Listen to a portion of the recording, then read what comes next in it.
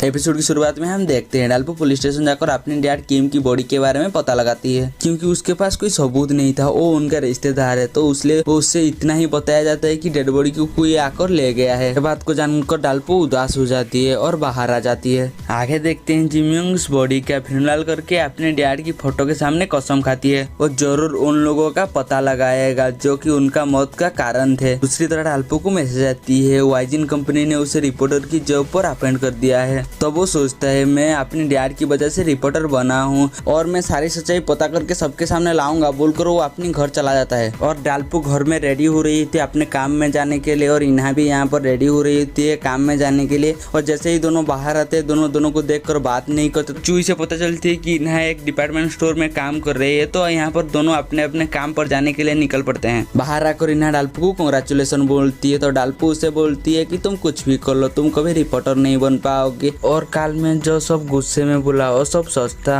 ये सुनकर इन्हा रोने लगती है और पूछती है तुम ये सब क्यों सोचते हो। वो इन्हा का काफी ज्यादा बेइज्जत करती है और मन ही मन सोचती है तुम रिपोर्टर मत बनो, क्योंकि वो जब इन्हा को देखती है तो उसकी माँ का याद आ जाती है जो कि उसकी डैड को झूठी केस में फंसाया था। अगर इन्हा रिपोर्टर बन गई तो वो उसकी शक्ल कभी नहीं देखेगी बोलकर यहाँ से चला जाता है। और इन्हा भी यहाँ से रोते हुए अपने काम पर चला जाता है। पर इन्हा का दिन आज अच्छा नहीं जाता, क्योंकि उसे बार बार हिचकियाँ आ रही होती है। इसी वजह से जो भी वो कस्टमर को अपने बारे में बताने लगती है, तो मगर कोई भी उसके बात पर इंटरेस्ट नहीं देता। इतने में बोमजू आ जाती है, जहाँ पर इन्हा उसे बता रही होती है कि मुझे अपनी दिल की बात उसे बता देनी चाहिए। ये सुनकर भी बोमजू एग्री कर जाती है। बोमजू बोलती है कोई बात नहीं, तुम आगे जो बोलना चाहते हो बोल सकते हो, मैं तुम्हारी बात सुनने में इंटरेस्टेड हूँ। ये सुनकर इन्हा को काफी ज्यादा अच्छा लगता है। आगे हम डाल्पो को देखते हैं। जब वो वाइजिन कंपनी पहुँचते तो वो देखती है पहले से ही कुछ लोग आए हुए हैं जो कि मिस्टर हंग की गुस्से से बचना चाहते थे। इस टाइम पर मिस्टर हंग आ जाती है। उसे देखकर सब लोग घबरा जाते हैं और एक लाइन पर खड़ा हो जाते हैं, जो कि वो काफी ज्यादा स्ट्रिक्ट थे। इस वजह से वो छोटी छोटी गलतियों पर भी पनिश कर देते हैं। उसके बाद काम जब खत्म होती है, डाल्पो अपना आई कार्ड लेकर घर पहुंचती है, तो ये देखकर ग्रैंडपा बहुत ज्यादा खुश हो जाते हैं और इन्हें यहाँ पर ब्रश कर रही होती है और सारी सुबह की बात याद कर रही होती है। तो उसे बहुत ज्यादा गुस्सा आती है, तो वो डाल्पो का ब्रश लेकर टॉयलेट साफ करने लगती है और रखकर यहाँ से चला जाता है। और डाल्पो जैसे ही आकर उसे ब्रश करने वाला होती है तो इन्हा वापस आकर उसे डस्टबिन में फेंक देती है और चला जाता है। और डाल्पो यहाँ पर दूसरा ब्रश ले लेती है। दूसरी तरह जेमिंग जाकर उनसे एक पर्स चुरा लेती है जो कि किम और उनके दोस्त को उस फैक्ट्री में भेजा था, जिसकी वजह से उनका मौत हो गई थी। दूसरी तरह एमएस न्यूज का रेटिंग थोड़ा सा कम गया था,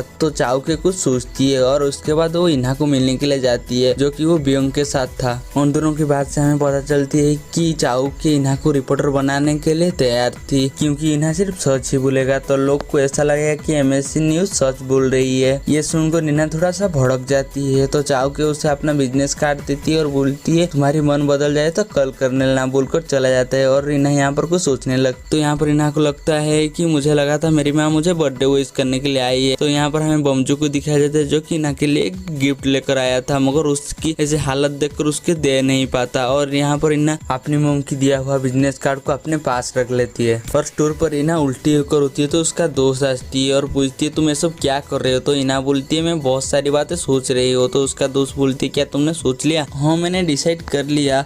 असल में वो डिसाइड कर लिया होती है कि वो डाल्पो को अपना दिल की बात बता देगी। और यहाँ पर डाल्पो को भी पता होती है आज इन्हा का बर्थडे है, तो इसके लिए केक खरीदती है और बोलती है उसे देने के लिए मेरे पास हिम्मत नहीं है। और जैसे ही बॉस में जा रही होती है देखती है एक बूढ़ी औरत और उसके साथ में एक बच्चा होती है, तो वो केक उस बूढ़ी औरत को दे देती है और बॉस से निकल जाती है। और डाल्पो घर जाते वक्त तो उसे रास्ते में इन्हा मिल जाती है, तो इन्हा उसे रूफटॉप पर ले जाती है और बोलती है 2 दिन से मुझे हिचकियाँ इसलिए आ रही है क्योंकि मैंने तुम्हें अपना दिल की बात नहीं बताई है, मैं तुम्हें पसंद करती हूँ। ये सुनकर डाल्पो जो होती है वो रोने लगती है। तो यहाँ पर इन्हा बोलती है मुझे पता है तुम मुझे पसंद नहीं करते, तो मैं तुम्हें भूलने की पूरी कोशिश करूंगा बोलकर वो अपने घर में चले जाते हैं। जैसे ही घर में आते हैं डाल्पो उस केक को देखकर पहचान जाती है कि एक केक को तो मैंने एक बूढ़ी औरत को दी थी। तो यहाँ पर चुई बताती है कि मैंने एक बूढ़ी औरत की घर ढूंढने में मदद की, बदले में मैंने इसे पैसा नहीं लिया, तो शुक्रिया दर पर ये मुझे दे दिया। तो और इन्हें अपने रूम में जाती है और कुछ सोचती है और अपने माँ को कॉल करती है और रिपोर्टर बनने के लिए राजी हो जाती है। और जैसे ही वो रिपोर्टर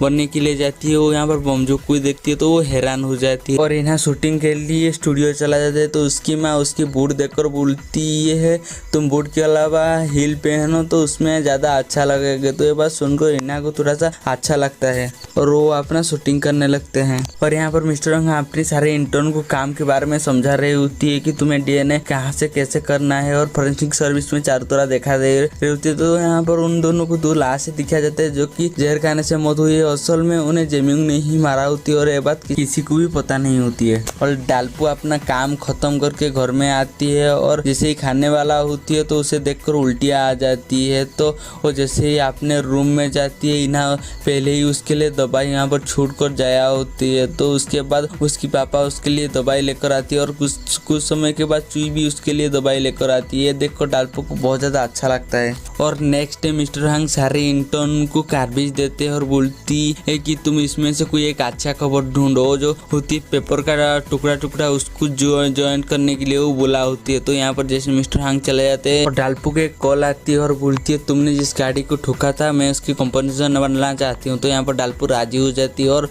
सब छोड़ छाड़ कर उसे कंपनसेशन देने के लिए जाती है। तो जैसे ही जाती है बोलती है तो ये गाड़ी नहीं है, तो वो बोलती है कि मैं उसका दोस्त हूँ, उसने मुझे भेजा है। तो यहाँ पर गाड़ी का फोटो दिखाते हैं तो डाल्पू जो होती है वो कंपनसेशन दे देती है। और यहाँ पर जेमिंग जो होती है वो मुंडुक्स को पहुँच देने की बहाने में एक सुनसान गली में ले लेती है और कुआं में वो उससे गिरा देती है। तो जैसे उसे गिराती है वो बोलती है तुम्हारी वजह से मेरे पापा का मौत हुआ, अब जब तुम्हारी डेड बॉडी 20-30 साल के बाद मिलेगी तब तुम्हारी मौत कैसी हो किसी को जानने में दिलचस्पी नहीं होगी, जैसे कि मेरे पापा के साथ हुआ है। मुंडुक्सो यहाँ पर रोने लगती है और माफी मांगने लगती है, मगर यहाँ पर कुछ उसका फायदा नहीं होता। जेमिंग यहाँ पर साइड से इसका कवर निकलती है और उसके ऊपर ढंपा देती है और ढेर सारा ईटा उसके ऊपर रख लेती है। डाल्पू भागते हुए आती है मगर मिस्टर हंग उसका ही इंतजार कर रहे होते हैं। तो यहाँ पर सारे मेंबर को घर में भेज देती है और बोलती है सारी काम तुम्हें ही अकेला ही करना होगा। और यहाँ पर डाल्पू जो होती है वो कुछ बोलता नहीं और चुपचाप सुनता रहता है। और ऐसा कैप्टन भी देख रही होती है और डाल्पू जाकर अपना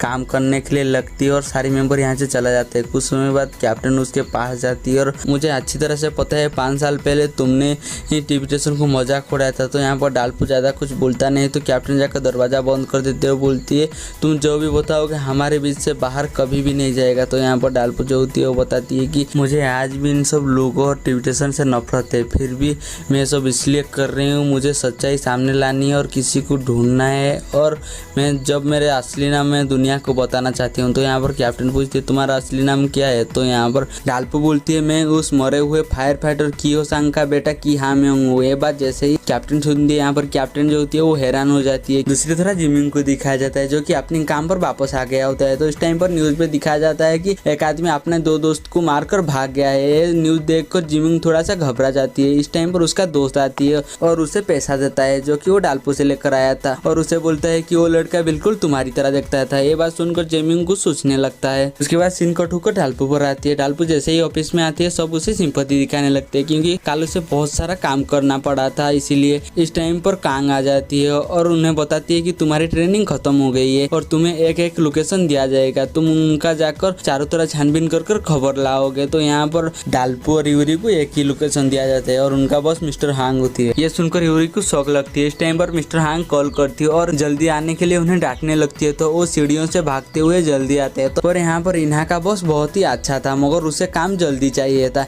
इसीलिए इन्हा भागते हुए जा रही थी और दूसरी तरह से डाल्पू भी भागते हुए आ रहा था। तो दोनों से ही टकरा जाते हैं। डाल्पू पूछती है तुम यहाँ क्या कर रही हो। तो बोमजू यहाँ पर डाल्पू को सारी सच बता देती है। तो यहाँ पर डाल्पू को बहुत ज्यादा गुस्सा आती है और बोलती है तुम्हारी मम तुम्हारी इतना बेइज्जत करने के बाद भी तुम रिपोर्टर क्यों बनना चाहती है। तो यहाँ पर बोमजू उसे शांत कराने की कोशिश करती है मगर डाल्पू उसकी हाथ ही मुड़कर यहाँ से चला जाता है और इना उसके पीछे पीछे भागते हुए जाती है और उसे रुक कर बोलती है मैं रिपोर्टर तुम्हारी वजह से बनना चाहती हूँ। जो 5 साल पहले तुमने क्विज शो में गया था और सारी गलतफहमी दूर कर दी थी तब मैंने डिसाइड कर लिया था कि मैं एक रिपोर्टर बनूंगा। तो यहाँ पर डाल्पू बोलती है ये बात सुनकर अंकल गुस्सा हो जाएंगे। इस टाइम पर चुई आ जाती है तो दोनों चुई को देखकर थोड़ा सा घबरा जाते हैं। तो चुई आकर इना को हिल देती है और बोलती है जहाँ तुम रिपोर्टर बनना है तो बनो, मैं तुम्हें रुकूंगा नहीं। तो ये सुनकर इना जो होती है बहुत ज्यादा खुश हो जाती है, जाकर अपने पापा के गले लगा लेती है और उसकी पापा की दिया हुआ हिल अपने गले में ही पहन लेती है। डाल्पू और इना अपने अपने कपड़ा पैक कर पुलिस स्टेशन जाने लगती है क्योंकि उन्हें रिपोर्ट देने के लिए यहीं पर रहना पड़ेगा। तो यहाँ पर जैसे ही दोनों जाते हैं लिफ्ट में मिलते हैं तो इना पूछती है तुम्हें कौन सा पुलिस स्टेशन मिला। तो यहाँ पर डालपू बोलती है हाँ रिवर। तो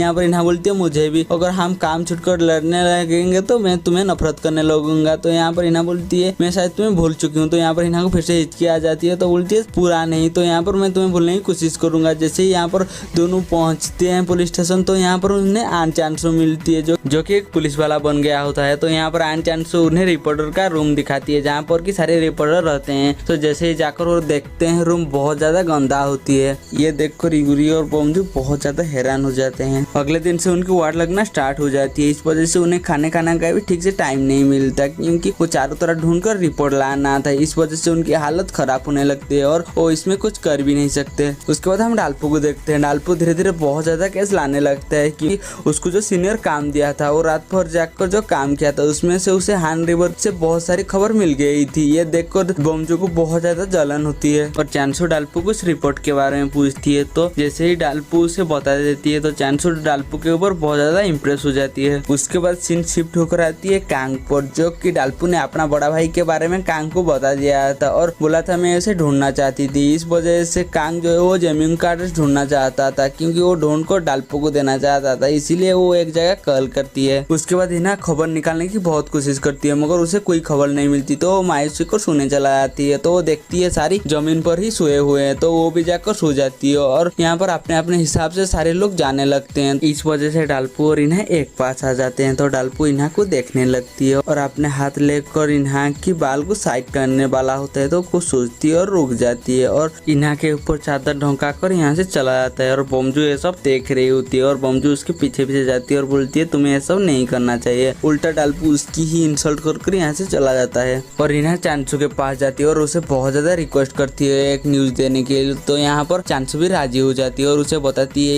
एक 90 साल की औरत वर्कर करते हुए उसकी मौत हो गई है। ये सुनकर इन्हा रिपोर्ट देने के लिए जैसे ही जाने वाला होती है और बाहर देखती है यूरी भी ये खबर उसे मिल गई है। तो यहाँ पर इन्हा जो होती है वो यूरी के ऊपर भड़क जाती है। उसके बाद वो कॉल कर अपने सीनियर को रिपोर्ट देते हैं। तो उनका सीनियर उन्हें बताती है कि सही से पता लगाओ। तो ये बात जैसे ही सुनते हैं वो अपने काम पर लग जाते हैं। इस वजह से वो जल्दी जल्दी जाकर खबर पता लगाने लगते हैं। तो उन्हें पता चलती है कि वो औरत बहुत ज्यादा मोटी थी। इसकी वजह से उसकी हस्बैंड एक 90 साल की पतली औरत से शादी कर ली, इसलिए वो अपना वेट कम करने के लिए 5-5 घंटा जिम में बिताया करती थी। इसकी वजह से उसे दिल का दौरा पड़ा और उसकी मौत हो गई है। और इस बात पर इन्हा को सच्चाई नहीं दिखती। तो वो क्लब पहुंच जाते हैं सीसीटीवी देखने के लिए। तो पहले क्लब का ओनर उन्हें मना कर देती है मगर यूरी उससे बहुत ही ज्यादा रिक्वेस्ट करती है। तो वो मान जाती है उन्हें फुटेज दिखाने के लिए, मगर वो देती नहीं है। तो यहाँ पर चुपके से डालपू जो होती है उसे रिकॉर्डिंग कर लेती है, जिसकी वजह से उसकी चैनल की टीआरपी बढ़ जाएगी। इसके बाद डालपू उस वीडियो को कांग को भेज देती है। दूसरी तरह जेमिंग को दिखा जाता है कि जो कि उस आदमी का फोन लेकर इधर इधर भाग रहा था। इसमें से पुलिस को लगेगी कि वो आदमी अपना दोस्तों को मारकर इधर इधर भाग रही है और पुलिस को बिल्कुल ऐसा ही लगता है। असल में वो आदमी उस मैनुअल में होती है जिसका ऑलरेडी मौत हो चुका होगा। और यहाँ पर इन्हा को सब कुछ पता चल गया था मगर वो कंफर्म नहीं थी कि वो औरत हार्ट अटैक से मरी है। इसीलिए वो पता लगाने के लिए मुद्दा घर जाने के लिए निकल पड़ती है और बमजू भी उसका साथ देती है। और 12 बजने में कुछ टाइम बाकी था। तो यहाँ पर एमएससी न्यूज को एक ब्रेकिंग न्यूज मिलती है और यहीं पर एपिसोड खत्म हो जाती है। हम मिलेंगे जल्दी ही नेक्स्ट एपिसोड।